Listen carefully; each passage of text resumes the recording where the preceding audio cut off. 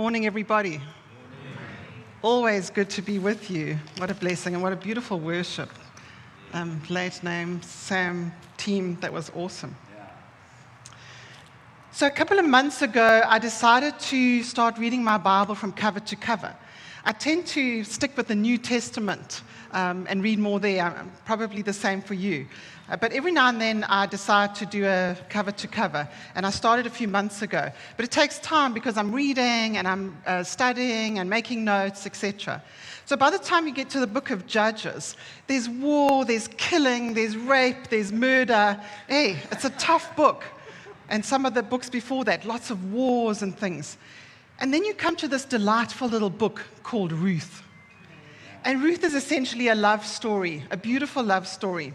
Now, I know Nicole in the Next Gen Sunday a couple of weeks ago shared God is in your story, and she shared out of the book of Ruth. And I was so delighted because I'd been spending quite a lot of time in this little book. Because what I love about Ruth and what I've been realizing over the last few weeks and even months that I've been stuck in the book of Ruth is that there are many layers to the book of Ruth. And I love the way Penny puts it when we're doing sozos, etc., and we're uncovering many layers. She's just like peeling an onion. You know, you peel and there's another layer, and you peel and there's another layer. And so Ruth has got many layers to the book. And I hope you can remember what Nicole shared, because I'm going to recap some of that, but I'm going to share some of the other and different aspects and layers that we get in that book of Ruth. Dr. Chuck Missler, who's written an amazing book called The 24-Hour Bible, he says Ruth is one of the most significant books in the Old Testament for the church. And we're going to discover how that fits in today. So just as a recap, let's pull back the curtain and look at the characters in our story. And I just want to recap them for you. If you weren't here that day when Nicole spoke either, here they are. So the characters in the story start with Elimelech. And his name means God is my king. He's the father in the story. And he's married to Naomi. Her name means pleasant, and she's the mother in the story. They have two sons. One is called Mahlon, and his name actually means unhealthy. So I can only imagine possibly when he was born, there were some health issues, and they called him unhealthy. He has a brother called Chilion, and his name means puny. Now, we'll just see how significant the name meanings are as we go on in the story. Later on, the sons get married, and one of the daughters-in-law is Orpah, and her name means back of the neck, or nape of the neck. The other daughter-in-law is Ruth, and her name means desirable. And finally, later on in the story, we'll come across Boaz, and his name means in him is strength, and he becomes the kinsman redeemer. So as the story goes, they live in Bethlehem, significant little town, Bethlehem, but there's a famine in the land. And so they decide to sell their land and go to Moab to escape from the famine. So Elimelech, Naomi, their two sons, they head off to Moab, and they're living in Moab. But tragedy strikes, and Elimelech dies. So Naomi's left with her two sons. And they marry the local Moabite woman that we've talked about there, Orpah and Ruth. But before too long, her two sons die. Well, I guess with names like unhealthy and puny, maybe there was an issue in the men in that family, but they also, sadly, they die. And so Naomi's left there with her two daughters-in-law. And they've been in Moab for altogether, she's been there for about 10 years. But she hears that things are going better in Bethlehem, that God's blessed the land and there's food there now. And so she's found herself sitting in Moab, far from home. And I don't know if you sometimes know that feeling of being far from home. I mean, home was Bethlehem, and here she was in Moab, probably about a 10-day journey away, the way that they used to travel. And in that far from home time, and hearing that things are going better in Bethlehem, she decides, I want to go back home. I'm going to head home. So she heads out, actually with her two daughter-in-laws. They're going to go with her. But they haven't traveled very far when she turns around and says to them, really, don't come with me. I think you should go back to Moab, go back to your families, and may you find husbands, and may you be blessed in Moab. And so Orpah actually decides to go back. And if you remember, her name was back of the neck. So as she turns around, there's the back of her neck, and she goes back to Moab. But Ruth decides to stick with Naomi. And she makes that very famous statement where she says, "For where you go, I will go. And where you lodge, I will lodge. Your people shall be my people." And here's the critical one. She says, "And your God will be my God." So she accepts this God of Israel as her God, and she turns her back on the Moabite gods. And she travels with Ruth back to Bethlehem. And now you can imagine, as they arrive in Bethlehem, they cause a bit of a stir in the town. And all the women of the town are saying, "Is this Naomi?" So maybe 10 years later, she's a bit older, maybe a bit weathered also from the loss of husbands and sons. You know, it can tell on your face, like, "Is this Naomi?" And Naomi turns around and says to them, "Do not call me Naomi." Remember, that means pleasant. "Call me Mara, bitter." And she says, "For the Almighty has dealt very bitterly with me. I went away full, and the Lord has brought me back empty." Naomi, what about Ruth? She was so bitter, she couldn't even see the value of Ruth coming with her. She says, "I came back empty. Why call me Naomi when the Lord has testified against me, and the Almighty has brought calamity upon me?" And isn't that what so often happens? When things go bad, when bad stuff happens, we blame God. Or the world out there who doesn't understand the story that unfolded to us in the Bible, that Adam and Eve actually handed over dominion of the earth to the devil, to the enemy. They don't understand that bigger picture. And so it's easy to blame God because the earth is the Lord's, we know from Psalm 24. But occupancy and rights have been given to mankind. And it was Adam and Eve that handed over those rights to the enemy. And so we live in a fallen world. But the writer to Hebrews warns us and says, "See to it that no one fails to obtain the grace of God." The grace of God is freely available. But see to it that no one fails to obtain it, that no root of bitterness springs up and causes trouble, and by it many become defiled. So although the grace of God is available, we see that a root of bitterness can cause a blockage. It can cause a person to only see sort of one-dimensional. They start, and I want you to do this with me. Just cup your hand, close your one eye, and look through a little hole in your fist. They start to see only one-dimensional. They only see this thing, this problem, this thing that happened in front of them, and they focus on that. And a root of bitterness can start to grow. And that becomes the lens through which they see life. And that's what was happening to Naomi.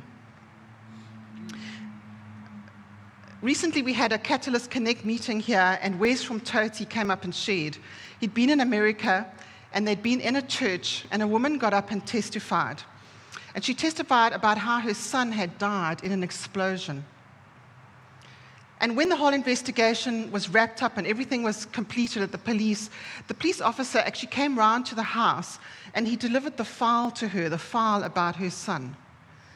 And that evening, she decided to look through the file. And there were photos in there, terrible photos of what had happened. And she just started to weep. And she cried and cried and cried. And she just lay down on the floor, literally, and she sobbed and cried and sobbed and cried until she just couldn't cry anymore. And she kept saying, "God, why did you take my son? Why did you take my son?" And eventually, when she had no more crying left in her, and as she lay there on the floor, she heard very clearly from God. And she felt that God said to her, "I didn't kill your son, but I sent my son so that your son may live in eternity."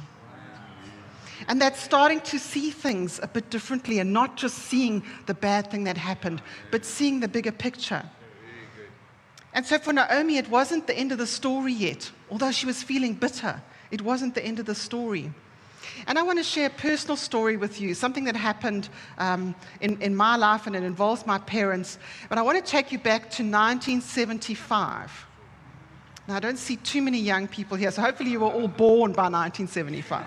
1975, I was about 12 years old, and my parents decided to move. We lived in Pinetown, and decided to move to the Free State. We had family there. I'm never sure why, but we were going to go to the Free State. So my mom's dad and two of her brothers came down with a big truck that they had to fetch all of our furniture. And so they loaded everything up, and it was a Sunday morning. Everything was loaded up on the truck and ready to go. Now, I've got some photos. Remember, they come from 1975. So they're small ones like this, and I don't even know if you're going to be able to see them so clearly. But on the top left, there's the truck loaded up. Myself, my brothers, my parents, already the truck leaves our home.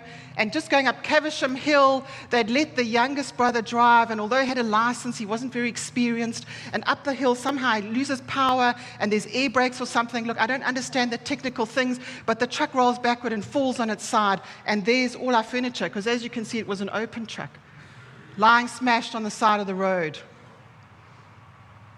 And so somebody comes home. Remember, no cell phones in 1975. Somebody comes home to call us and tell us. So we go there to the scene just up the road from where we stayed. And somebody goes to the church because the police had said to my dad, they'd obviously come to the scene, you need to clear all this stuff off the road. So somebody goes to the church. It was Sunday morning, to call friends who've got buckies and things to come help us uplift all our things that are lying on the road. And so a whole lot of people from church come. And they park there on the side of the road. They're starting to load things into their cars. I don't know if you can see the picture in the middle on the bottom. It's actually a white Peugeot station wagon. And there's family friends, Uncle Jan, busy loading some stuff into the back of his car. And so the tow truck comes, and they try to pull the truck onto its wheels, and they can't. But there's an embankment. So they decide to take the tow truck up onto the embankment. They attach this huge chain, I was there, I saw it all, to the truck, and the tow truck pulls, and so the chain pulls the truck onto its wheels. So that was working. But as it landed on the ground, the truck bounced, the chain snapped, and the truck starts running away. Now there's no driver in the truck. Now it's running free, and it's running down towards that white Peugeot. And sitting in the back seat of that car are two children, Bert and Belinda Pretorius. Auntie Joy, and I had a chat with her yesterday just to recap this whole story. She'd said to her children, you stay in the car. They were hanging out the windows and everything, but they were in the back seat of the car. And Uncle Jan and Auntie Joy were on the side of the road helping, to load up stuff. And as the truck is coming towards the car, Auntie Joy jumps into the car, but it won't start. And she said it was just the Holy Spirit. So she puts her foot on the clutch, and she lets down the handbrake, and the car just starts rolling forward, and the truck comes. It's a hairbreadth that it misses that car. Yeah. I mean, phew, what an amazing story. And I remember that afternoon going back home, and I remember our house was empty, and I remember my mom sitting in the corner of the lounge crying. I mean, everything, all our worldly goods had been smashed. Every mirror we had was in 1,000 pieces. Everything had been smashed. And my mom was crying, and I understood. It was devastating for her. She'd spent a lifetime collecting all these things. But that wasn't the end of the story. So even though in that moment, all that we could see is we had no furniture left, we had nothing left. We had only our clothes that we were going to take within the car. It wasn't the end of the story. And so Uncle Jan Pretorius had been born again quite recently before this event, and he really felt called to the ministry. But Auntie Joyce had said to him, I can't be a pastor's wife. I can't even speak. Please don't do this to me. So he'd left it. But on that day, as he stood on the side of the road, and it all happened in seconds, in those moments, he realized that he could lose his family just like that. God spoke to him there and then again on the side of the road. And he went home and he said to her, he said, I'm going to follow through. I've got to go into the ministry. God's called me. And I saw today that my family could be taken away in a second. I really need to follow God's calling on my life. And so on the Monday morning, he contacted Bible school, and he started to make plans. He went to Bible school, and he became a pastor. And he was pastoring a big church in Alberton for many years. And his son, Bert Pretorius, followed in his footsteps and went into the ministry. And over time, Bert Pretorius has started 3C Church. And you might have seen it on TV.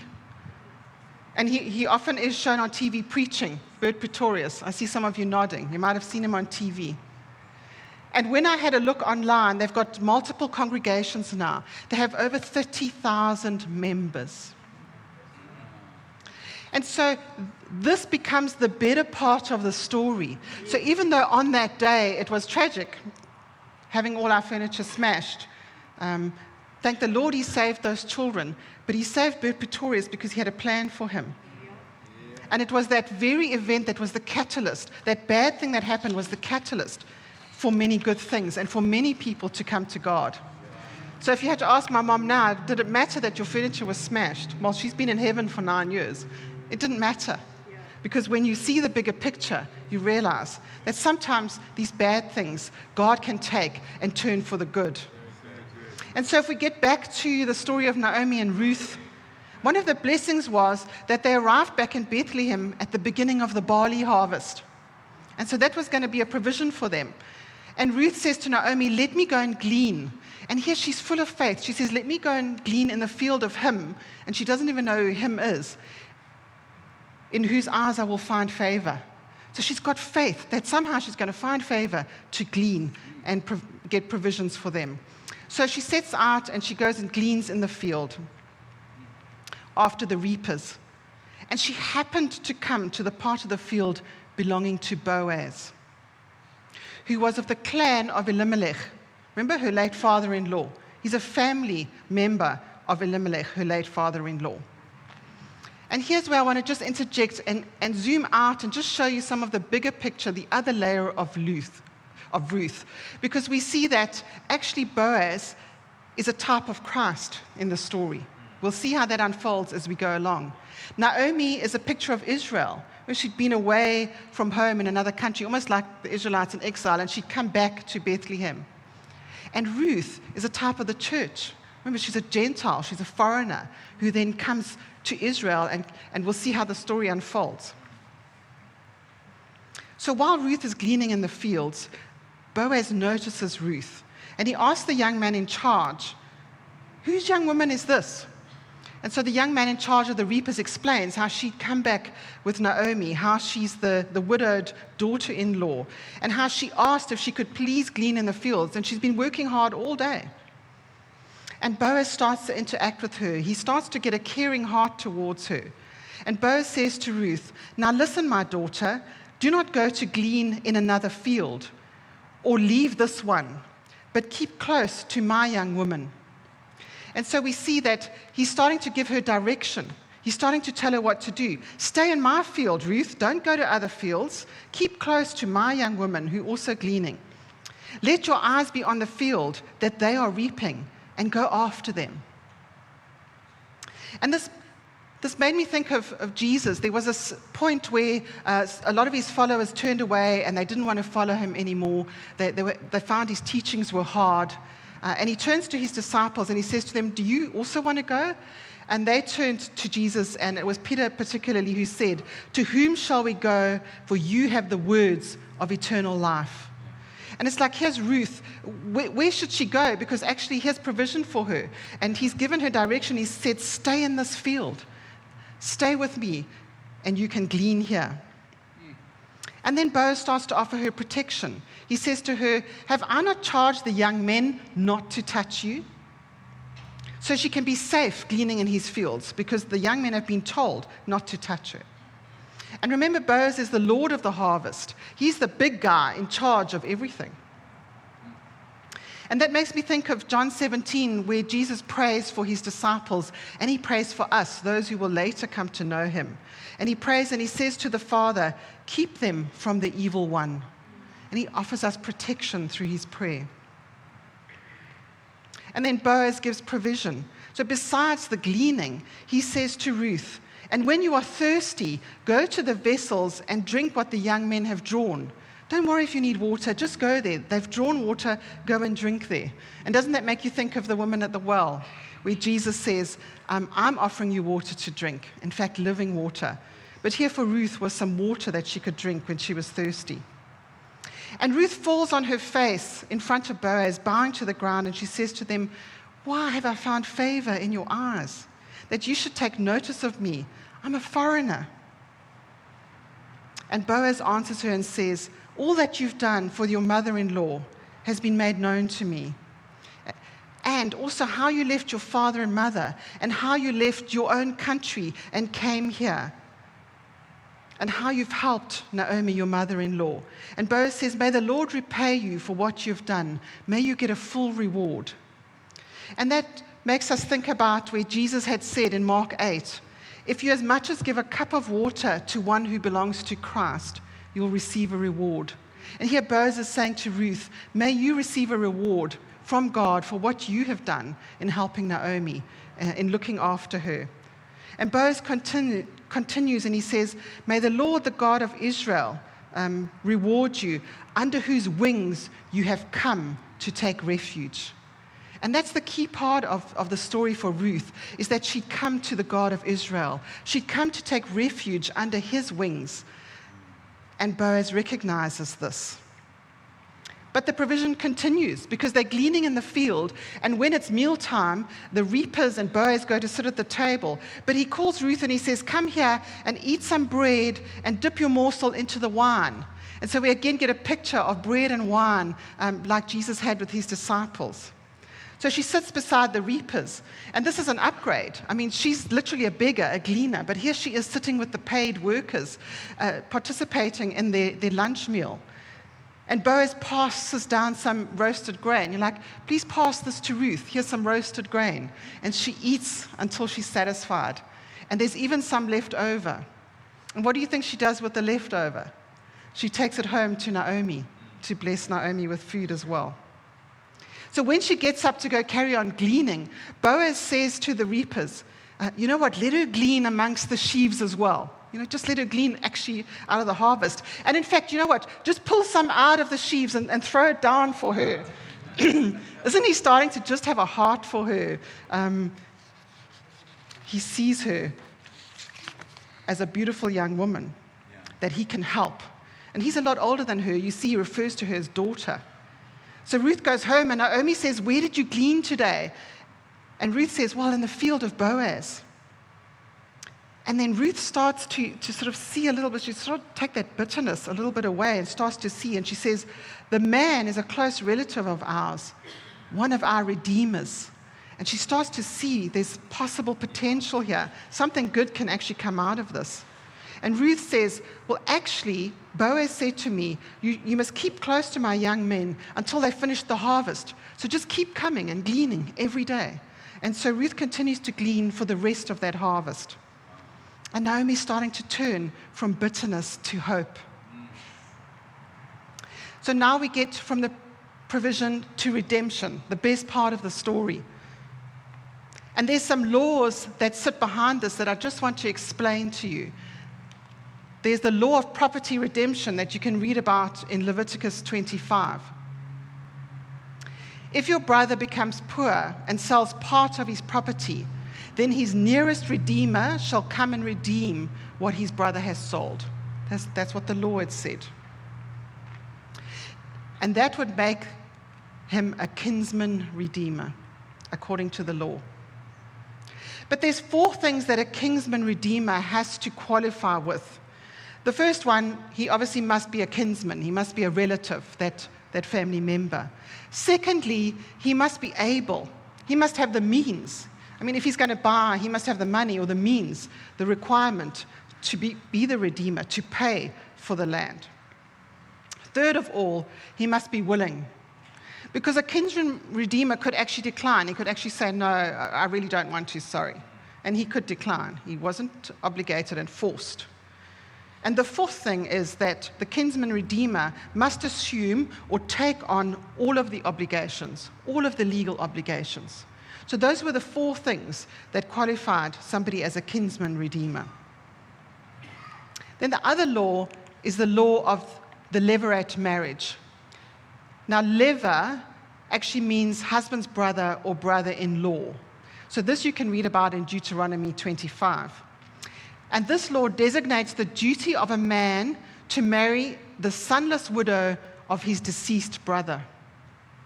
But now remember what happened in the case of Ruth's husband. Her brother would have been, according to this law, due to marry her. But remember, he also died. So there was no brother to fulfill this law. So it would then default to the nearest family member, the nearest kinsman. So as Naomi starts to realize, actually, there could be some salvation here. There could be a way out, actually, for both of us. she starts to advise Ruth what to do according to these laws and according to their traditions. And she says to Ruth, "My daughter, should I not seek rest for you?" Rest, because remember, she was a widow. She was a foreigner in this land. She had no status. Excuse me. She was like a beggar gleaning in the fields. And by getting rest for her, if she could get her to be married, she would no longer be a widow. She would no longer have no status. She would no longer be like a beggar. And that made me think of Hebrews 4, that talks about entering God's rest, which is a rest from works. And so in this case, Ruth would be able to rest from being all of these things that she was at that point in time. And Naomi says, "Is not Boaz our relative?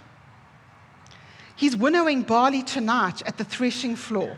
Wash, anoint yourself, put on your cloak, and go down to the threshing floor.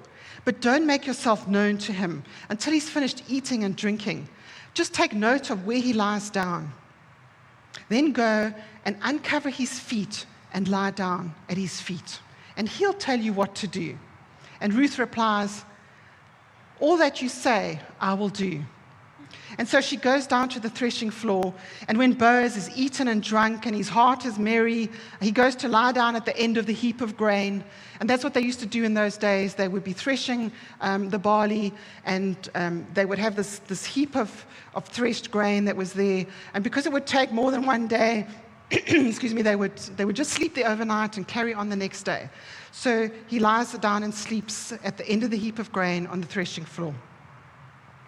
Then Ruth came softly and uncovered his feet and lay down. And he doesn't even realize it.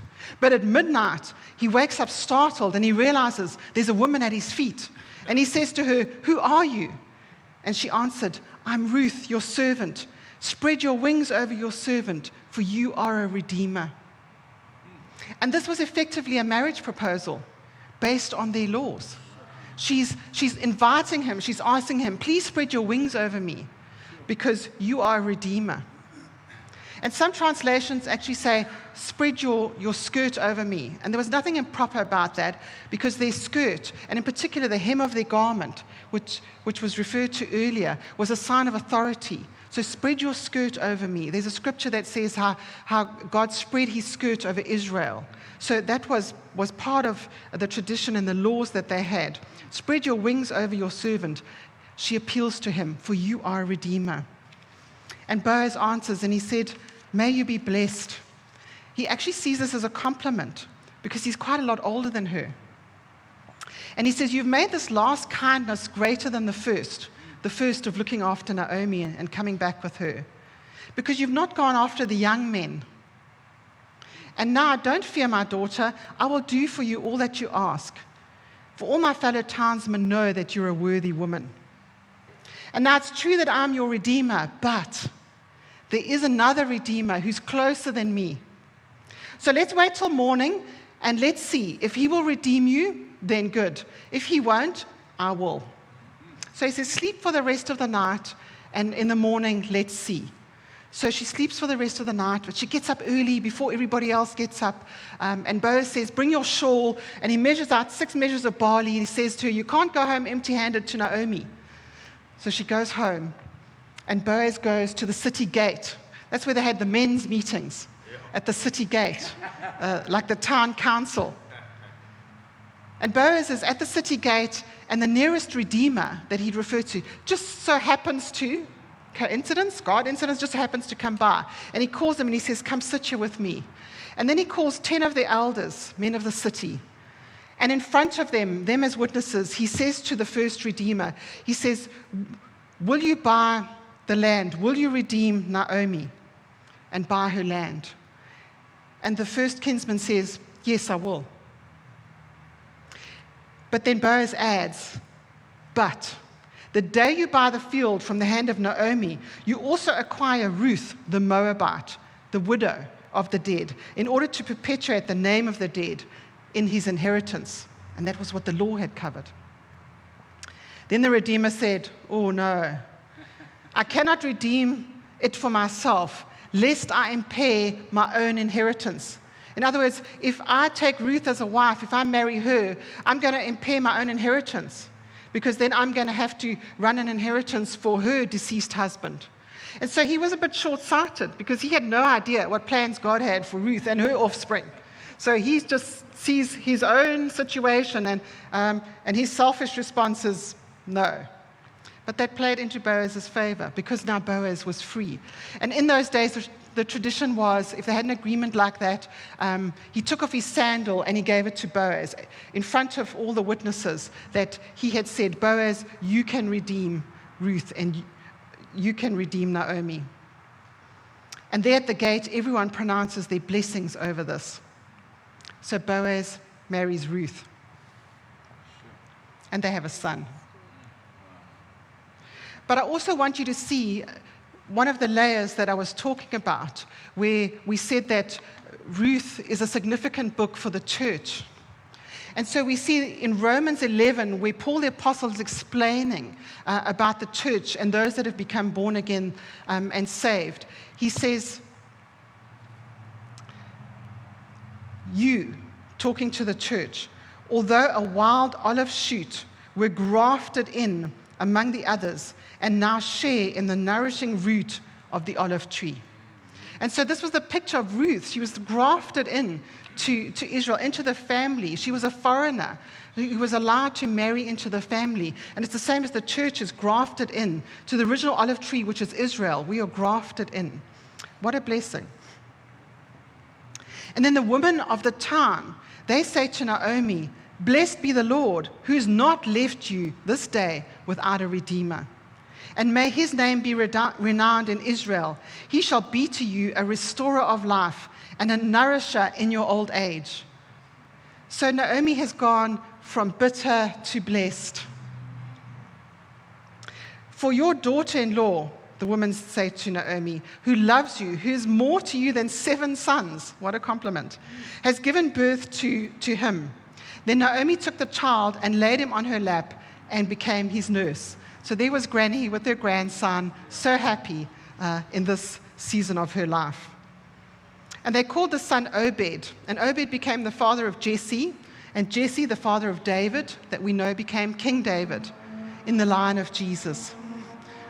So in later generations, Jesus was to be born from that family line. What a blessing to Ruth as a Gentile who'd been brought into the family, who now plays a part. And you know, when you read all those genealogies, they don't normally mention women, but they do mention Ruth, who married Boaz. And Jesus becomes the kinsman redeemer of the whole earth.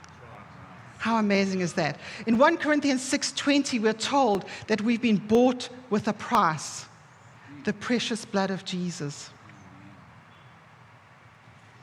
Jesus bought the whole world. He bought everyone in the world. It doesn't mean that everyone's saved, because he's given us a free choice. But Jesus bought everybody.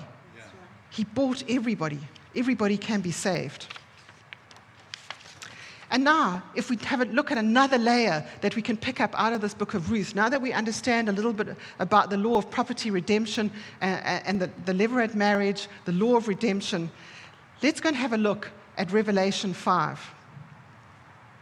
And I know a lot of people stay away from the book of Revelation because it is quite a difficult book, but it's a wonderful book and there's loads of blessings in it. In fact, the Bible says if you read the book of Revelation, there's a blessing for you. And so I want to read to you from Revelation 5, because the same Chuck Missler that I referred to earlier, he says that you cannot understand Revelation 5 unless you've understood the book of Ruth. And now that we have a little bit more background in Ruth, let's go and look at Revelation 5. And Revelation 5 talks about a scroll. And many Bible scholars believe that this scroll is the title deed of the earth. Now, John, the apostle, the disciple, remember he has a vision on the Isle of Patmos, and he's writing these things. So when it refers to I, it's talking about John, who's having this vision. Then I saw in the right hand of him who was seated on the throne a scroll, written within and on the back, sealed with 7 seals. And I saw a mighty angel proclaiming with a loud voice, "Who is worthy to open the scroll and break its seals?" And no one in heaven or on earth or under the earth was able to open the scroll or to look into it. And I began to weep loudly because no one was found worthy to open the scroll or to look into it. And one of the elders said to me, "Weep no more. Behold, the Lion of the tribe of Judah, the Root of David, has conquered so that he can open the scroll and its 7 seals." And between the throne and the 4 living creatures and among the elders, I saw a lamb standing as though it had been slain, with 7 horns and with 7 eyes, which are the 7 spirits of God, sent out into all the earth. And he went and took the scroll from the right hand of him who was seated on the throne. And when he had taken the scroll, the 4 living creatures and the 24 elders fell down before the Lamb, each holding a harp and golden bowls full of incense, which are the prayers of the saints. And they sang a new song, saying, "Worthy are you to take the scroll and to open its seals. For you were slain, and by your blood you ransomed people for God, from every tribe and language and people and nation. And you have made them a kingdom and priests to our God, and they shall reign on the earth." And so as we saw the picture of Boaz, who represented like a type of Christ, and a redeemer for Naomi and Ruth and for their land, we see Jesus is the kinsman redeemer for the whole earth. And even though Adam and Eve had sold out to the devil, remember that law that said, if your brother becomes poor and sells part of his property, then his nearest redeemer shall come and redeem what his brother has sold. Adam and Eve had sold out. So they actually didn't become poor and sell. They sold and they became poor. But they'd sold out to the devil. And yet the nearest redeemer, remember there was 4 qualifications of a redeemer. Must be a kinsman. That's why Jesus came as a man. Must be a kinsman. Second of all, they must have the means. They must be able. No one else could pay the price. Jesus paid it with his blood. Third of all, they must be willing. Remember, Jesus said, "I laid down my life." He was willing. He came willingly. And fourthly, they must fulfill all the obligations, all the legal obligations. And remember, when Jesus hung on the cross, he said, "It is finished." He fulfilled all the obligations. Isn't that wonderful to see how this little story in Ruth kind of shows us the bigger picture and what's still coming in the future when we read the book of Revelation? Excuse me. And if you read in Romans 8 from verse 19, it talks about creation waiting with eager longing, with eager anticipation, to be set free from the bondage to corruption. Remember, even the earth, the creation has been corrupted through sin and through handing over to the devil. But creation is waiting in eager anticipation to obtain the freedom of the glory of the children of God that we read about there in Revelation 5. So it's not the end of the story yet. It's not the end of the story yet. Let's not just be focused on the here and now and sometimes our problems and our difficulties. Let's not allow a root of bitterness to rise up and block us from receiving the grace of God. And we're going to go into a time. I'd like to ask the ministry team to come forward. And if you can all stand with me, please.